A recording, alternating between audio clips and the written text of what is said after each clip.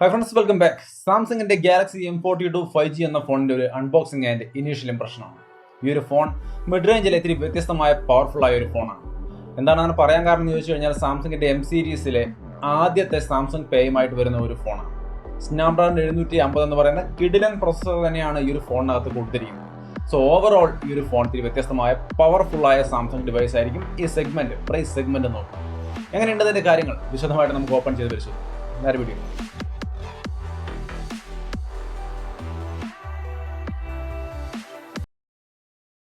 So Samsung Galaxy M42 ഒരു unboxing ആണ്. നമുക്ക് ആദ്യം ബോക്സ് ഓപ്പൺ ചെയ്യാം. അപ്പോൾ നിങ്ങൾ ഈ കാണുന്നതാണ് സാംസങ്ങിന്റെ ഗാലക്സി M42 5G എന്ന ഫോണിന്റെ ബോക്സ്. M42 5G എന്നൊക്കെ എഴുതിയിട്ടുണ്ട് ടോപ്പിൽ. നമ്മൾ ബോക്സ് ഓപ്പൺ ചെയ്യുവാണ്. ബോക്സ് ഓപ്പൺ ചെയ്തെടുത്ത് കഴിയുമ്പോൾ നമുക്ക് ആദ്യം തന്നെ ഇതിന്റെ ടോപ്പിൽ ഇതിനകത്ത് ഒരു ബോക്സ് കൂടി ഉണ്ടെന്ന് നമുക്കറിയാം. ആ ബോക്സ് നമുക്ക് നോക്കാം. അതിന് മുമ്പ് ഫോൺ ഇവിടെ ഇരിപ്പുണ്ട്. ഫോൺ നമുക്കൊന്ന് മാറ്റി വെക്കാം. ചാർജർ എത്രയാണ് കൊടുത്തിരിക്കുന്നത് ജസ്റ്റ് ഒന്ന് പരിശോധിക്കാം. 15 വാട്ട് ചാർജറാണ് ഇത്തവണ ഉൾപ്പെടുത്തിയിരിക്കുന്നത്. 15 വാട്ട് ചാർജറിനൊപ്പം ഈ ഫോണിൽ വരുന്നത് 5000 mAh ബാറ്ററിയാണ്. സോ 5000 mAh ബാറ്ററിക്കാണ് 15 വാട്ട് ഫാസ്റ്റ് ചാർജർ കൊടുത്തിരിക്കുന്നത്. ഇനി ഇതിൻ്റെ ഒപ്പം ഇതിനകത്തൊരു കേബിൾ കൂടി വരുന്നുണ്ട്. Type C കേബിളാണ്. സോ ഇതാണ് ബോക്സിനകത്തെ പ്രധാനപ്പെട്ട ഐറ്റംസ്. ഇനി ചെറിയ ബോക്സിനകത്ത് എന്താണെന്ന് നോക്കിക്കഴിഞ്ഞാൽ കുറച്ച് ഡോക്യുമെന്റേഷനും കാര്യങ്ങളൊക്കെയാണ് വരുന്നത്. അതിൻ്റെ ഒപ്പം തന്നെ സിമ്മജെറ്റ ടൂളും കാര്യങ്ങളൊക്കെ അതിൻ്റെ പുറത്ത് തന്നെ അറ്റാച്ച് ചെയ്ത് വെച്ചിട്ടുണ്ട്. സോ അപ്പോൾ ഇത്രയും കാര്യങ്ങളാണ് ഈ ബോക്സിൽ വരുന്നത്. ഇനി നമുക്ക് ബോക്സ് അങ്ങോട്ട് മാറ്റി വയ്ക്കാം.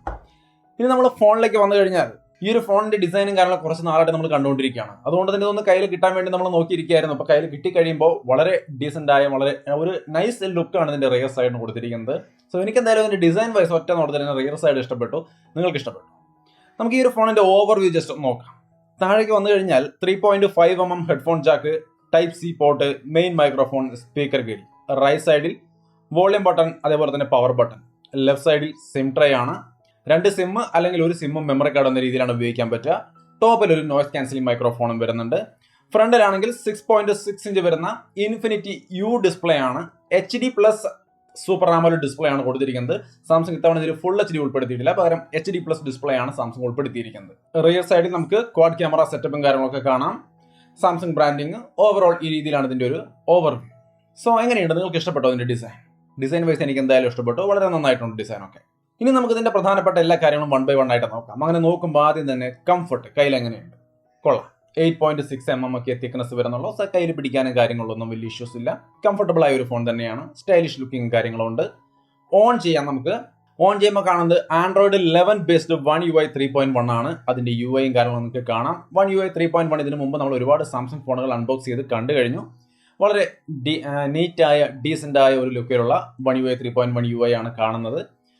എല്ലാ കാര്യങ്ങളും നമുക്ക് ഓൾറെഡി പരിചയമുള്ളത് തന്നെയാണ്. കുറച്ച് ആപ്ലിക്കേഷനുകളൊക്കെ ഇതിനകത്ത് ധാരാളമായിട്ട് കാണുന്നുണ്ട്. അത് നിങ്ങൾക്ക് ആവശ്യമില്ലെങ്കിൽ അൺഇൻസ്റ്റാൾ ചെയ്ത് കളയാം. അതിന് വേറെ ഇഷ്യൂസ് ഒന്നുമില്ല. NFC കാര്യങ്ങളും ഒക്കെ സപ്പോർട്ട് ചെയ്യുന്ന ഡിവൈസ് ആണ്.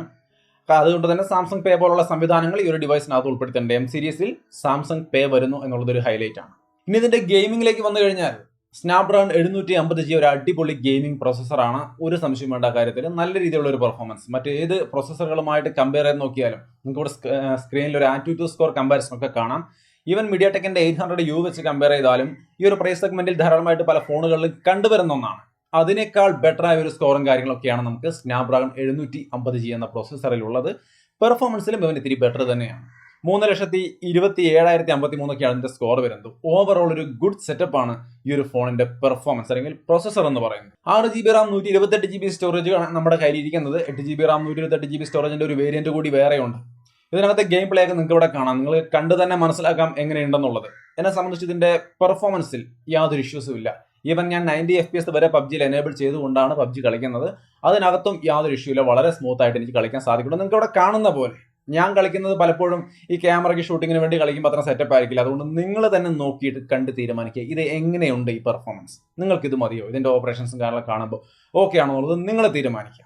എന്നെ സംബന്ധിച്ച് വലിയ കുഴപ്പമില്ലാതെ ഞാൻ ഈ കാണുന്ന രീതിയിലൊക്കെ കളിക്കുന്നുണ്ട്. പിന്നെ നമ്മുടെ ഇത് കിട്ടിയിട്ടേ ഉള്ളൂ. നമ്മൾ കുറച്ച് ദിവസം യൂസ് ചെയ്ത് നോക്കിയതിന് ശേഷമായിരിക്കും ഇതിന്റെ ആക്ച്വൽ ഗെയിമിംഗ് ലെവലൊക്കെ എങ്ങനെയുണ്ടെന്ന് നമ്മൾ പറയാം. ഇപ്പോഴേക്ക് നമ്മളെ കിട്ടിയിട്ടേ ഉള്ളൂ. ജസ്റ്റ് നിങ്ങൾ കണ്ട് മനസ്സിലാക്കുക എത്രത്തോളം ഉണ്ട് ഇതിന്റെ ലെവൽ എന്നുള്ള കാര്യം. ഇനി നമുക്ക് ഇതിന്റെ മറ്റൊരു പ്രധാനപ്പെട്ട കാര്യം എന്ന് പറയുന്നത് 5G.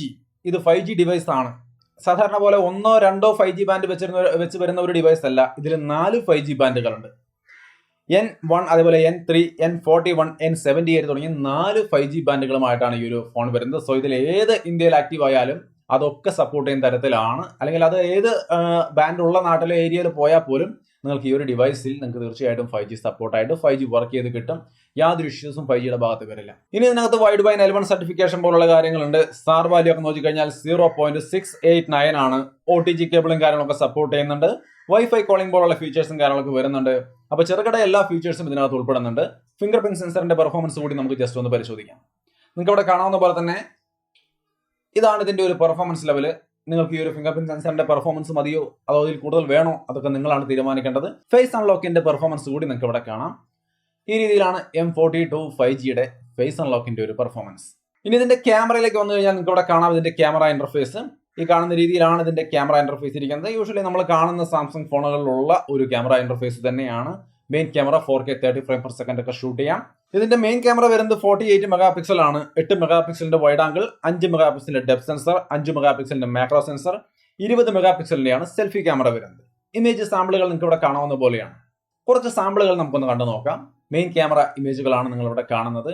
എങ്ങനെയുണ്ട്? നിങ്ങൾക്ക് ഈ ഒരു ക്യാമറ ക്വാളിറ്റി ഇഷ്ടപ്പെടുന്നുണ്ടോ എന്നുള്ള കാര്യം നിങ്ങളാണ് ഡിസൈഡ് ചെയ്യേണ്ടത്. സെൽഫി ക്യാമറ ഇമേജുകളും നിങ്ങൾക്ക് ഇവിടെ കാണാം. എങ്ങനെയുണ്ട് സെൽഫി ക്യാമറയുടെ ലൈറ്റ് മാറുന്നതിനനുസരിച്ചുള്ള ഇമേജ് ക്വാളിറ്റി ഒക്കെ നിങ്ങൾക്ക് കണ്ടു തന്നെ മനസ്സിലാക്കാം. സോ എങ്ങനെയാണ് ഇതിന്റെ മെയിൻ ക്യാമറയുടെയും സെൽഫി ക്യാമറയുടെയും ഒക്കെ ഒരു ഇമേജ് ക്വാളിറ്റി എന്ന് പറയുന്നത്?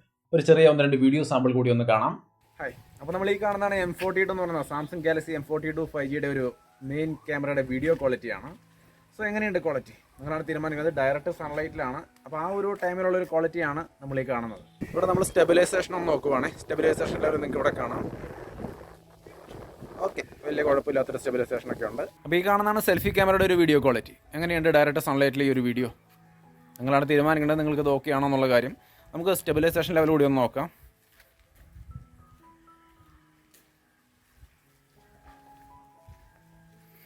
അപ്പോൾ ഈ കാണുന്ന രീതിയിലുള്ള ഒരു സ്റ്റെബിലൈസേഷൻ ഒക്കെയാണ് ഇതിൽ വരുന്നത്. ഇനി ആർട്ടിഫിഷ്യൽ ലൈറ്റിംഗ് കണ്ടീഷനിലെ കുറച്ച് ഇമേജ് സാമ്പിളുകളാണ് കാണുന്നത്. എങ്ങനെയുണ്ട് മെയിൻ ക്യാമറയുടെ പെർഫോമൻസ്? അപ്പോൾ ഈ കാണുന്ന ഇമേജുകളെല്ലാം ആർട്ടിഫിഷ്യൽ ലൈറ്റിംഗ് കണ്ടീഷനിൽ വളരെ ലൈറ്റ് കുറവുള്ള ഒരൊറ്റ ബൾബിന്റെ ലൈറ്റ് മാത്രമുള്ള ഒരു സാഹചര്യത്തിൽ എടുത്തിട്ടുള്ള ഇമേജുകളാണ്. സെൽഫി ക്യാമറയിലേക്ക് വരുമ്പോഴുള്ള ക്വാളിറ്റി നിങ്ങൾക്ക് ഇവിടെ കാണാം. സോ ഇത്തിരി ലൈറ്റ് കുറവുള്ള ലോ ലൈറ്റ് സിറ്റുവേഷനിലൊക്കെ ഈ ഒരു ക്യാമറ ഈ രീതിയിലാണ് പെർഫോം ചെയ്തത്. ഹായ്, അപ്പോൾ ഇത് നമ്മുടെ സാംസങ് ഗാലക്സി M42 5Gയുടെ ഒരു മെയിൻ ക്യാമറ വീഡിയോ ക്വാളിറ്റിയാണ്. ഒരു സിംഗിൾ ലൈറ്റിന്റെ മാത്രം സപ്പോർട്ട് ഉണ്ടെങ്കിൽ ഇത് ഏറ്റവും കുറഞ്ഞ ഒരു സിറ്റുവേഷൻ ആണ് കേട്ടോ. ആവശ്യത്തിന് ലൈറ്റ് ഉണ്ടെങ്കിൽ ഇതിനേക്കാൾ ക്വാളിറ്റി കിട്ടും. അപ്പോൾ നോർമൽ ലൈറ്റിംഗ് കണ്ടീഷനൊക്കെ ആണെങ്കിൽ ഇത് സെൽഫി ക്യാമറയുടെ ഒരു വീഡിയോ ക്വാളിറ്റിയാണ്. എങ്ങനെയുണ്ട് സെൽഫി ക്യാമറ? കൊള്ളാവോ? നിങ്ങളാണ് തീരുമാനിക്കേണ്ടത്. നമ്മൾ ഈ പറഞ്ഞ പോലെ വളരെ ചെറിയൊരു ലൈറ്റിന്റെ സപ്പോർട്ട് മാത്രമാണ് നമുക്ക് ഈ ഒരു ഏരിയയിലുള്ളൂ. ഒറ്റ ബൾബിന്റെ സപ്പോർട്ടാണ്. ആ ഒരു ബൾബിന്റെ സപ്പോർട്ടിലാണ് ഈ ഒരു ക്വാളിറ്റി കിട്ടുന്നത്. അപ്പോൾ ഇത് ലോഞ്ച് ചെയ്തിരിക്കുന്നത് 28-ാം തീയതിയാണ്. കഴിഞ്ഞ 28-ാം തീയതി ലോഞ്ച് ചെയ്തൊരു ഫോണാണ്. 1-ാം തീയതി മുതൽ സെയിലും കാര്യങ്ങളൊക്കെ ആരംഭിച്ചിട്ടുണ്ട്. ഇൻട്രോഡക്ടറി ഓഫർ ആയിട്ട് 20,000 താഴെ നമുക്ക് ഈ ഒരു ഫോൺ കിട്ടുമായിരുന്നു 19,999. ബട്ട് ഇതിന്റെ actual price 6GB Ram 128GB സ്റ്റോറേജിന് 21,999 ആണ്. 8GB റാം 128GB സ്റ്റോറേജ് കൂടി വരുന്നുണ്ട്. അതിന് 23,999 ആണ്. ഇത് ആമസോണിലും Samsung.com-ലും പിന്നെ അവരുടെ സെലക്ടഡ് റീറ്റെയിൽ ഷോപ്പുകളിലും എല്ലാം ഇത് അവൈലബിൾ ആയിരിക്കും. സോ നിങ്ങൾക്ക് പർച്ചേസ് ചെയ്യണമെങ്കിൽ ആ വഴിക്ക് കാര്യങ്ങൾ നീക്കാം. ഓവറോൾ ഒരു അൺബോക്സ് ചെയ്ത് കയ്യിലെടുത്ത് കൈ പിടിക്കുമ്പോൾ ഒരു അടിപൊളി ഓപ്ഷൻ ആയിട്ടാണ് തോന്നുന്നത്. നിങ്ങളുടെ അഭിപ്രായങ്ങൾ തീർച്ചയായിട്ടും കമന്റ് ആയിട്ട് ഷെയർ ചെയ്യാം. വീഡിയോ ഇഷ്ടപ്പെട്ടാൽ ലൈക്ക് ചെയ്തും ഷെയർ ചെയ്തൊക്കെ നമ്മളെ സപ്പോർട്ട് ചെയ്യാം. വീണ്ടും ഒരു വീഡിയോ ആയിട്ട് കണ്ടുമുട്ടാം.